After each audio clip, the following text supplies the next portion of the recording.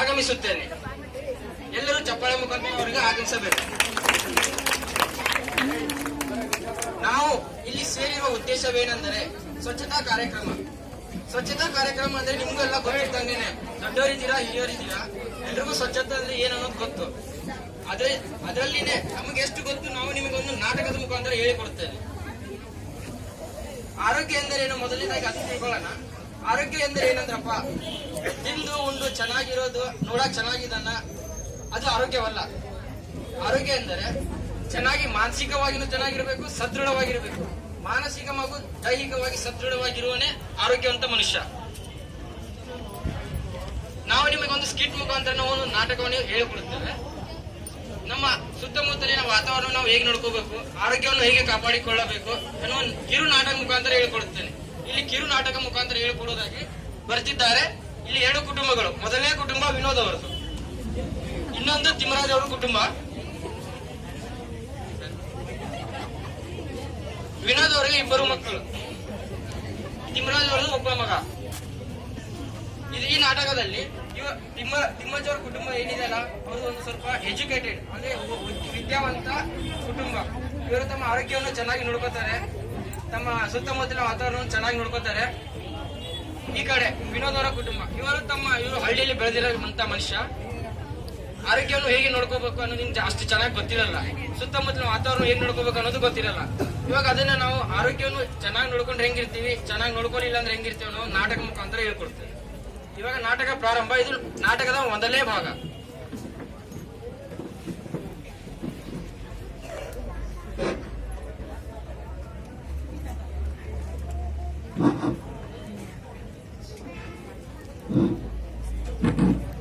Hello ಮವ, ಯಾರಿದ್ದೀರಿ ಮವ ಮನೆಯಲ್ಲಿ?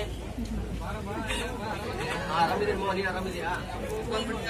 ಇಲ್ಲ ಮವ, ಈಗ ಪಕ್ಕದಲ್ಲಿ ಕೆಲಸ ಇತ್ತು, ಸ್ವಲ್ಪ ಬಂದಿದ್ದೆ. ಏನಾಗಲ್ಲ, ಆರಾಮಿದಲ್ಲ ಮಗ? ಬಂದ್ಬಿಟ್ಟು ಮನೆಗೆ ಕೆಲಸ ಇತ್ತು, ಬಂದಿದ್ದಂಗೆ.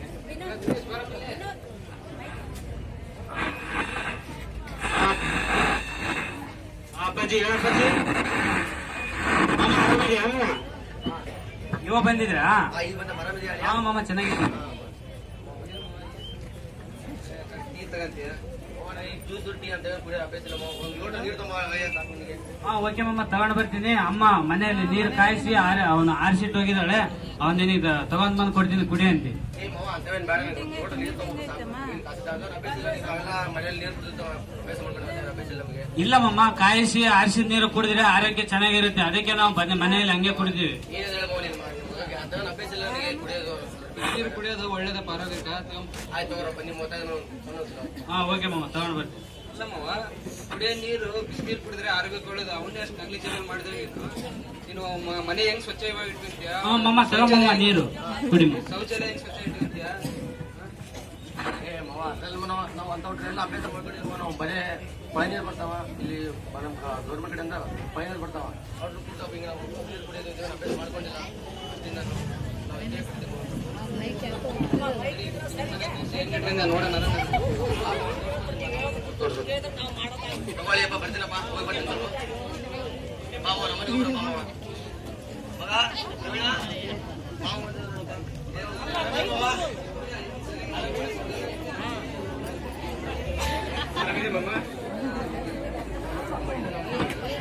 ನಾವೇನ್ ಗೊತ್ತಾ, ನಾವು ಸ್ವಚ್ಛತೆ ಕಾಪಾಡೋದಂದ್ರೆ ಬೆಳಿಗ್ಗೆಯಿಂದ ಮಧ್ಯಾಹ್ನ ತನಕ ನಾವು ಕಸ ಹೊಡೆದಿರ್ತೀವಿ. ಅದೆಲ್ಲ 2 ಚೀಲ ಹಾಕಿರ್ತೀನಿ ನಾವು. ಬೆಳಿಗ್ಗೆ ಮತ್ತೆ 2 ಚೀಲ ಹಾಕಿರ್ತೀನಿ. ಅದನ್ನ ನಮ್ಮ ಮಗ ಸಣ್ಣ ಮಗ ಆ ಚೀಲ ತಗೋಪ್ಪ, ಆ ಚೀಲ ತಗೊಂಡೋಗಿ ಪಕ್ಕದ ಮನೆಯವರು ಅಲ್ಲಿ ಹೋಗಿತ್ತು. ಮಮ್ಮ ಈಗ ಟೈಮ್ ಏನಾಗಿದೆ ಆಗಲೇ, ಈಗ ಎಲ್ಲರೂ ಮನೆ ಟೈಮು ಸೀರಿಯಲ್ ಬಿಸಿ ಇರ್ತಾರೆ ಹೆಣ್ಮಕ್ಳು ಎಲ್ಲರೂ, ಯಾರು ಹೊರಗಿರಲ್ಲ. ಈಗ ಅಲ್ಲಿ ಆ ಕಡೆ ಪಕ್ಕದವ್ರ ಮನೆಗೆ ಹೋಗಿ ಅವ್ರ ಮನೆ ಹಿಂದ್ಗಡೆ ಅವ್ರಿಗೆ ಗೊತ್ತಾಗಲಾರ್ದಂಗೆ ಕಸ ಬಿಸಾಕ್ ಬರಕ್ ಹೋಗು ಮಗ. ದೊಡ್ಡ ಮಗ ನೀನು ಆ ಮುಸರೆ ತಗೊಂಡು ಈ ಕಡೆ ಪಕ್ಕದ ಮನೆಯಲ್ಲಿ ಅವ್ರ ಮನೆಗೆ ಯಾರು ಗೊತ್ತಾಗಬಾರ್ದು, ಪಕ್ಕದಲ್ಲಿ ಬಿಸಾಕ. ಹಿಂಗ ಮಾಡ್ತೀವಿ ನಾವು. ಈ ಕಸ ಹಿಂಗ ನಾವು ಹಿಂಗೇನ ಸ್ವಚ್ಛತೆ ಹಿಂಗೇನ ಕಾಪಾಡಿದ ಮನೆಯೊಳಗೆ ಇಲ್ಲಿ ಮನೆಗಿರಲ್ಲ, ನಾವು ಆಸ್ಪತ್ರೆಗೆ ಇರ್ಬೇಕಾಗತ್ತ. ನಾವು ಇಲ್ಲಿ ಮನೇಲಿ ನಿಮಗೆ ಬರ್ತೀನಿ ನಾನು. ಮನೆಯೊಳಗೆ ಬಹಳ ಇಷ್ಟೆಲ್ಲ ಹಿಂಗ್ ಮಾಡ್ತೀವಿ ಅಂತಂದ್ರೆ ಮನೆಯೊಳಗೆ ಯಾಕೆ ಇಷ್ಟು ಕಸ ಇದೆ, ಮತ್ತೆ ಸುತ್ತಮುತ್ತ ಯಾಕೆ ಇಷ್ಟು ಗಲೀಜ್ ಇದೆ, ಆಮೇಲೆ ವಾಸನೆ ಬರ್ತಾ ಇದೆ ಅಂತ. ಏನಿಲ್ಲ ಮಗ, ಏನಿದೆ, ನಾನೀಗ ಅವ್ರ ಕದ್ದು ಮುಚ್ಚಿ ನಾನು ಆಗಿ ಬಂದೆ. ಅವ್ರ ಸೀರಿಯಲ್ ನೋಡ್ಬೇಕಾದ್ರೆ ಆಯ್ತು, ನಾನೀಗ 8 ಗಂಟೆ ಆಯ್ತು, ನಾನು ಊಟ ಮಾಡಿ ಮಲಗ್ತೀನಿ.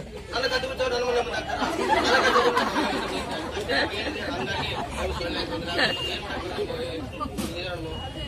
ಆಗಲ್ಲಪ್ಪ, ನಮ್ಮಿಂದ ಹಿಂಗ್ ಮೇಂಟೈನ್ ಮಾಡಕ್ಕಾಗಲ್ಲ. ನಾವು ನಾವಿದ್ವಲ್ಲ ಮಾರಾಯ, ನಾವು ಚೆನ್ನಾಗಿಲ್ವ ನಮ್ಮ ಮಗ ನೋಡಿ ಎಷ್ಟು ಮಟ್ಟಾಗಿದ್ರು ನೋಡಿರಲ್ಲ ನೀವು ಹಂಗ ಪರಿಣಾಮ ಈಗ ಗೊತ್ತಾಗಲ್ಲ, ಗೊತ್ತಾಗುತ್ತೆ ಬರ್ಬರ್ತಾ ಗೊತ್ತಾಗುತ್ತೆ.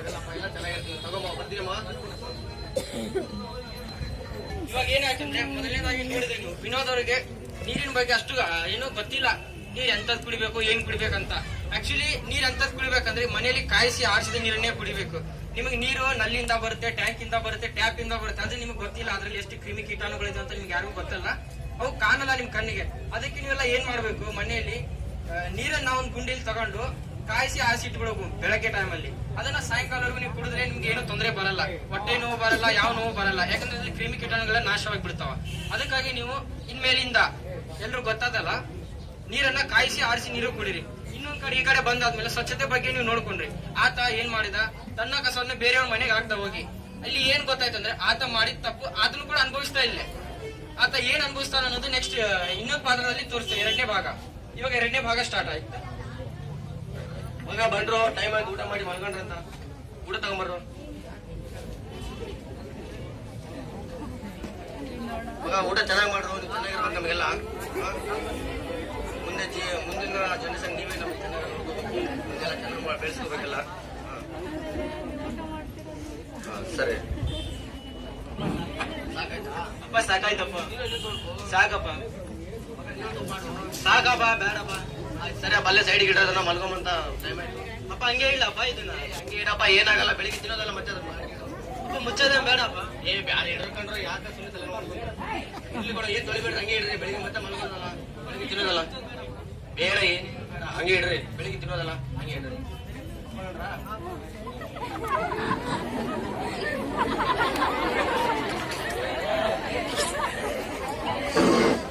ಎದ್ದೇಳ್ರು, ಬೆಳಿಗ್ಗೆ ಆಯ್ತು. ಎದ್ದೇಳು.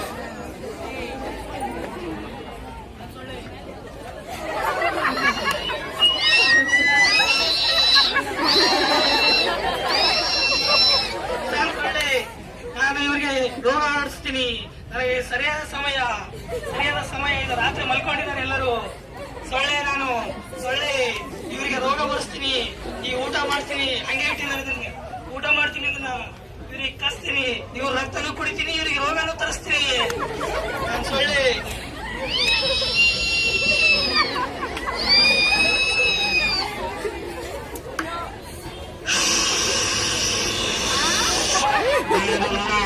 ಏನ್ ಸೋರಿ, ಎಷ್ಟು ದೂರ ಬಂದ್ಬಿಟ್ಟಿದ್ಯಾ? ಎಲ್ಲ ಹಂಗೆ ಇಟ್ಟಿದ್ದಾರೆ, ತಿನ್ಬಿಡಪ್ಪ. ನಾನು ತಿಂತೀನಿ, ನಾನು ಕಲುಷಿತಗೊಳಿಸ್ತೀನಿ ಎಲ್ಲ ಊಟನ. ಸೂರ್ಯ, ಇವರಿಗೆ ರೋಗನೂ ತರ್ಸಮ್ಮ, ಇವ್ರನ್ನೆಲ್ಲ ಊಟನೂ ಖಾಲಿ ಮಾಡಮ್ಮ. ನಮಗೆ ಸರಿಯಾದ ಸ್ಥಳ ಇದು ನಮ್ಗೆ ಇರಕ್ಕೆ. ನಾವೆಲ್ಲ ಏನೇನ ತಿಂದು ಬಂದು ಇವ್ರನ್ನ ಅನ್ನದ್ನಾಗೆಲ್ಲ ಕುಂತು ಇವ್ರಿಗೆ ರೋಗ ಆಡ್ಸೋಣ. ನಾವು ತಿಂದಿದ್ದು ಇವರೆಲ್ಲ ತಿಂದು ರೋಗ ಬರ್ಲಿ ಇವ್ರಿಗೆ. ನೀ ಈಗ ಬಂದ? ಈಗ ಬಂದೆ, ನೀವು ಬಂದೆ. ನಾನ್ ಬಂದ್ ಬರತ್ತ ತಿನ್ನು, ನೀನು ತಿನ್ನು. ಇದು ನಮ್ದೆಲ್ಲ ಊಟ, ನಮ್ದೇ ಇದು. ಆಯ್ತು ಆಯ್ತು.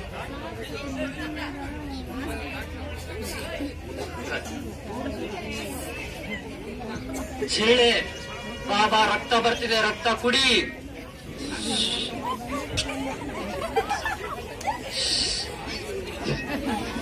ಸೋಳರಯ್ಯ, ನಾನು ಹೋಗಿ ಬರ್ತೀನಿ.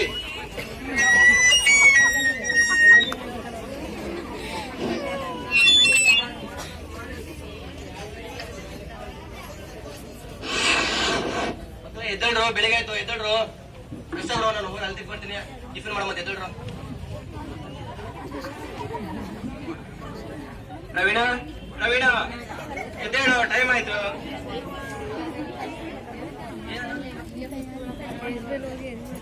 ಜ್ವರ ಬಂದಾಗಿದೆ, ತುಂಬಾ ಬಂದಿದ್ದೇನು?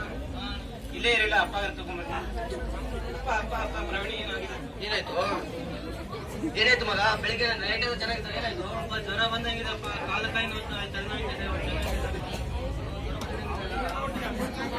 ಹೋಗ್ತಿಲ್ಲವಾ? ಸರಿ ಇಲ್ಲೇ ಇರು, ನಾನು ಡಾಕ್ಟರ್ ಹತ್ರ ಕರ್ಕೊಂಡು ಹೋಗ್ತೀನಿ.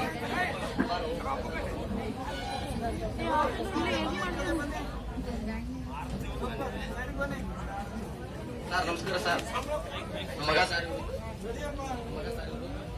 ಏನಾಗಿದೆ?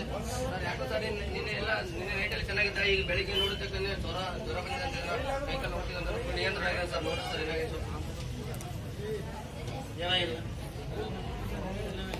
ನೋವಿದೆ ಸರ್, ಕೈ ನೋವಿದೆ ಸರ್, ಕೈ ನೋವಿದೆ, ಊಟ ಹೋಗ್ತಿಲ್ಲ, ವಾಂತಿ ನೋಡಪ್ಪ. ಇದು ಡೆಂಗು ಮಲೇರಿಯಾ ಲಕ್ಷಣ ಕಾಣ್ತಾ ಇದ್ದಾವೆ.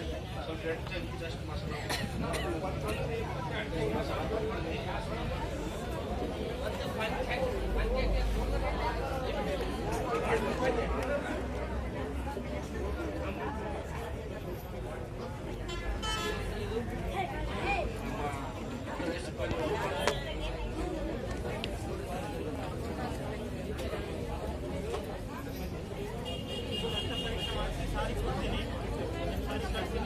ಅಲ್ಲಿ ನೋಡ್ರಿ ರಿಪೋರ್ಟ್.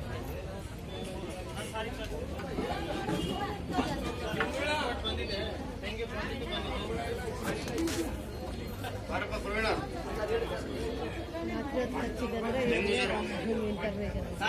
ಡೆಂಗುನ ನೀನು ನೈಟ್ ಚೆನ್ನಾಗಿದ್ದಾಳೆ ಸರ್. ಅವನು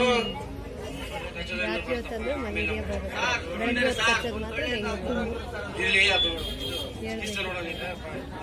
ಮತ್ತೆ ಹೆಂಗದಕ್ಕೀಗ ಕೊಡ್ತೀನಿ ಬಾ. ಊರಿನ ಜನಕ್ಕೆಲ್ಲ ಇವಾಗ ಏನಾಗುತ್ತೆ, ರಾತ್ರಿ ಹೊತ್ತು ಕಚ್ಚಿದ್ರೆ ಬರುತ್ತೆ ಜ್ವರ ಅನ್ಕೊಂತಾರೆ.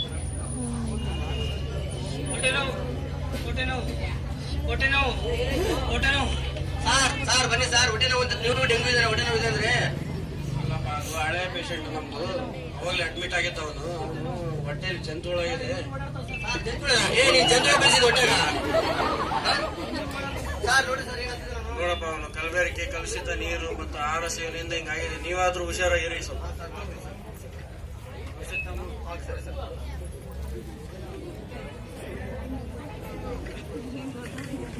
ಇವಾಗ ನೀವು ನೋಡಿದ್ರಿ ಎರಡನೇ ಭಾಗದಲ್ಲಿ ಹೇಗಾಯ್ತಂತ. ಆಕ್ಚುಲಿ ನಾವು ರಾತ್ರಿ ಮನೇಲೆಲ್ಲ ಏನ್ ಮಾಡ್ತೀವಿ, ಒಬ್ಬೊಬ್ರು ಅಡಿಗೆ ಮಾಡಿ ಊಟ ಮಾಡಿ ಎಲ್ಲ ಅಲ್ಲೇ ಬಿಟ್ಟೋಗ್ಬಿಡ್ತೀರಾ ಪಾತ್ರೆಗಳೆಲ್ಲ. ಹಂಗೆಲ್ಲ ಯಾವ್ದು ಬಿಡಬಾರ್ದು. ಬಿಟ್ರೆ ಇಂಥ ಪ್ರಾಬ್ಲಮ್ಗಳು ಬರ್ತಾವ. ನೀವೆಲ್ಲ ಹಂಗೆ ಬಿಟ್ಟೋಗಿ ಬಿಡ್ತೀರಾ. ಸೊಳ್ಳೆಗಳು ಇರ್ತಾವಲ್ಲ ನಿಮ್ಮ ಮನೆ ಅಕ್ಕಪಕ್ಕ, ಸೊಳ್ಳೆಗಳು ರಾತ್ರಿ ಬರ್ತಾವ. ಅವೆಲ್ಲ ಏನು ಇಲ್ಲಿ ಇಟ್ಟಿರೋ ಆಹಾರ ಎಲ್ಲ ಕಲುಷಿತವಾಗುತ್ತ. ಅದನ್ನೇ ನೀವು ನಿಮ್ಮ ಮಕ್ಕಳಿಗೆ ಬೆಳಗ್ಗೆ ನೀವು ಊಟ ಗೀಟ ಕೊಟ್ರೆ ಅವ್ರ ಹೊಟ್ಟೆ ನೋವು ಸ್ಟಾರ್ಟ್ ಆಗುತ್ತೆ. ಹೊಟ್ಟೆ ನೋವು ಸ್ಟಾರ್ಟ್ ಆದ್ರೆ ವಾಂತಿ, ಬೇದಿ, ತಲೆನೋವು ಇಂಥವೆಲ್ಲ ಚಿಕ್ಕ ಎಲ್ಲ ನಿಮ್ಗೆ ಪ್ರಾಬ್ಲಮ್ ಸ್ಟಾರ್ಟ್ ಆಗ್ತಾವ. ಇದೆಲ್ಲ ಆಗ್ಬಾರ್ದಂದ್ರೆ ನಾವು ಏನ್ ಮಾಡ್ಬೇಕು, ಮೊದಲಾಗಿ ನಮ್ಮ ಸ್ವಚ್ಛತೆಯನ್ನು ಕಾಪಾಡ್ಕೋಬೇಕು. ಇವಾಗ ಅವ್ನು ಡೆಂಗು ಬಂದಿತ್ತು. ಡೆಂಗು ಹೆಂಗ್ ಬರುತ್ತಂದ್ರಪ್ಪ, ಇದೊಂದು ಚಿಕ್ಕ ಸೊಳ್ಳೆ. ಇದು ಚಿಕ್ಕ ಸೊಳ್ಳೆಯಿಂದ ಬರುತ್ತೆ. ಸೊಳ್ಳೆ ಕಡಿತಂದ್ರೆ ಇದು ಬರುತ್ತೆ. ಇದು ಸೊಳ್ಳೆ ಬೆಳಗಿನ ಟೈಮಲ್ಲಿ ಜಾಸ್ತಿ ಕಡಿಯುತ್ತ, ರಾತ್ರಿ ಟೈಮ್ ಕಡಿಯಲ್ಲ, ಬೆಳಗ್ಗೆ ಟೈಮಲ್ಲಿ ಕಡಿಯುತ್ತ. ಅದಕ್ಕೆ ನೀವು ಏನ್ ಮಾಡ್ಬೇಕು, ಈ ಡೆಂಗು ಸೊಳ್ಳೆ ಬೆಳೆಯುವಂತ ಸ್ಥಳ ಯಾವ್ದಂದ್ರೆ ನೀರ್ ಇರುತ್ತಲ್ಲ ಮನೆ ಅಕ್ಕಪಕ್ಕ, ನೀವು ನೀರು ಸಂಗ್ರಹಣೆ ಮಾಡಿ ಇಟ್ಟಿರ್ತೀರಾ. ನೀವು ಕೊಳವೆ, ಟ್ಯಾಪ್ ಅಲ್ಲಿ ಎಲ್ಲಾದ್ರೂ ನೀರು ಸಂಗ್ರಹಣೆ ಮಾಡಿ ಇಟ್ಟಿರ್ತೀರಲ್ಲ, ಆ ನೀರಲ್ಲಿ ಈ ಸೊಳ್ಳೆಗಳು ಬೆಳಿತಾವ. ಅದಕ್ಕಾಗಿ ನೀವ್ ಏನ್ ಮಾಡ್ಬೇಕು, ನೀರು ಪದೇ ಪದೇ ಮನೆ ನೀರು ಪಾತ್ರೆಗಳನ್ನೆಲ್ಲ ಕ್ಲೀನ್ ಮಾಡ್ಬೇಕು. 7 ದಿನಕ್ಕೊಂದ್ಸತಿ 3 ದಿನಕ್ಕೊಂದ್ಸತಿ ನಿಮ್ ಪಾತ್ರೆಗಳನ್ನೆಲ್ಲ ಕ್ಲೀನ್ ಮಾಡ್ಕೋಬೇಕು. ನೀರು ಎಲ್ಲಿ ನೀವು ಶೇಖರಣೆ ಮಾಡಿ ಇಡ್ತೀರಲ್ಲ ಅದನ್ನು ಕೂಡ ನೀವು ಕ್ಲೀನ್ ಮಾಡಿ ಇಟ್ಕೋಬೇಕು. ಮತ್ತೆ ನಿಮ್ಮ ಮನೆ ಅಕ್ಕಪಕ್ಕ ಎಲ್ಲಾದ್ರೂ ಚರಂಡಿ ಓಪನ್ ಇದ್ರೆ ಅದನ್ನ ಕ್ಲೋಸ್ ಮಾಡಕ್ ಹೇಳ್ಬೇಕು. ಮತ್ತೆ ನೀರ್ ಎಲ್ಲಾದ್ರೂ ನಿಂತ್ಕೊಂಡಿದ್ರೆ ಅದೆಲ್ಲ ಕ್ಲೀನ್ ಮಾಡಿಸ್ಬೇಕು. ಇದರಿಂದ ನಿಮ್ ಸೊಳ್ಳೆಗಳು ಬರಲ್ಲ, ನಿಮ್ಮ ಆರೋಗ್ಯ ಚೆನ್ನಾಗಿರುತ್ತೆ, ನಿಮ್ಮ ಮಕ್ಕಳ ಆರೋಗ್ಯ ಚೆನ್ನಾಗಿರುತ್ತೆ. ಮತ್ತೆ ನಿಮ್ಮ ಅಕ್ಕಪಕ್ಕ ಇರೋರು ಫ್ಯಾಮಿಲಿ ಕುಟುಂಬ ಏನಿದಾವಲ್ಲ ಅವ್ರ ಆರೋಗ್ಯ ಕೂಡ ನಿಮ್ ಕೈಯಲ್ಲಿದೆ. ಅದಕ್ಕಾಗಿ ನೀವು ನಿಮ್ಮ ಅಕ್ಕಪಕ್ಕ ಇರೋ ವಾತಾವರಣ ಚೆನ್ನಾಗಿ ಇಟ್ಕೋಬೇಕು. ಇನ್ನೊಂದು ನೀವು ಈ ಕಡೆ ನೋಡಿದ್ರಿ, ಅವನು ಹೊಟ್ಟೆ ನೋವು ಅಂತ ಬಳಲ್ತಿದ್ದ. ಅದು ಹೊಟ್ಟೆ ನೋವು ಎದಕ್ ಬರುತ್ತಂದ್ರೆ, ಇವಾಗ ನಿಮ್ಮ ಚಿಕ್ಕ ಮಗಳು ಇರ್ತಾವ ಮನೆಯಲ್ಲಿ, ಅವ್ರಿಗೆಲ್ಲ ನೀವು ಆಟ ಆಡಕ್ ಕಳಿಸ್ತೀರಿ. ಇಲ್ಲಿ ಮೊದಲೇ ಡಸ್ಟ್ ಪ್ರಾಬ್ಲಮ್ ಇದೆ. ಇಂಥ ಡಸ್ಟ್ ಅಲ್ಲಿ ಏನಿರುತ್ತೆ, ಸಣ್ಣ ಸಣ್ಣ ಕ್ರಿಮಿ ಕೀಟಾಣುಗಳು ಜಾಸ್ತಿ ಇರ್ತಾವ. ಅದಕ್ಕಾಗಿ ನೀವು ಮನೆಗೆ ನಿಮ್ಮ ಚಿಕ್ಕ ಮಕ್ಕಳು ಬಂದಾಗ ಅವ್ರನ್ನ ಮನೆಗೆ ಕರ್ಕೋಬೇಕು. ಅವ್ರು ಊಟ ಕೇಳಿದಾಗ ಅವ್ರನ್ನ ಏನ್ ಮಾಡ್ಬೇಕು, ಮೊದಲು ಹೊರಗಿಂದ ಮನೆಗೆ ಬಂದಾಗ ಅವ್ರನ್ನ ಕರ್ಕೊಂಡು ಬಂದು ಸ್ನಾನ ಮಾಡಿಸ್ಬೇಕು. ಸ್ನಾನ ಮಾಡಿಸಿ ಸೋಪ್ ಹಾಕಿ ಕ್ಲೀನ್ ಆಗಿ ಕೈ ತೊಳಸ್ಬೇಕು. ಕೈ ಎಲ್ಲ ತೊಳಿಸಿದ ಆದ್ಮೇಲೆ ಅವ್ರಿಗೆ ಊಟ ಮಾಡಕ್ ಕೊಡ್ಬೇಕು. ಊಟ ಹೆಂಗ್ ಕೊಡ್ಬೇಕಂದ್ರೆ ಚೆನ್ನಾಗಿರೋ ಊಟ ಕೊಡ್ಬೇಕು ಅವ್ರಿಗೆ. ಈಗ ನೀವು ಹೊರಗಡೆಯಿಂದ ತರಕಾರಿ ಗಿರ್ಕಾರಿ ಎಲ್ಲ ತರ್ತೀರಲ್ಲ, ಅದೆಲ್ಲ ಒಂದೇ ಸತಿ ತೊಳೆಯೋದಕ್ಕಿಂತ ಉಪ್ಪು ನೀರೆಲ್ಲ ಹಾಕಿ ತೊಳೆದು ಆಮೇಲೆ ಅಡಿಗೆ ಮಾಡಿ ಹುಡುಗರಿಗೆ ಕೊಟ್ರೆ ಚೆನ್ನಾಗಿ, ಅಂದ್ರೆ ಬೇರೆಯವ್ರಿಗೆ ಯಾವ ರೋಗಗಳು ಬರಲ್ಲ. ಮತ್ತೆ ನಿನ್ನೆ ರಾತ್ರಿ ಮಾಡಿ ಇಟ್ಟಿದ್ದು ಬೆಳಗ್ಗೆ ಚಿಕ್ಕ ಮಕ್ಕಳಿಗೆ ಕೊಡ್ತೀನಿ, ಅದೆಲ್ಲ ಇನ್ನೊಂದ್ ಸ್ವಲ್ಪ ಬಿಟ್ಟು ಕೊಡ್ತೀನಿ ಅಂದ್ರೆ ಅದೆಲ್ಲ ಸರಿಯಲ್ಲ.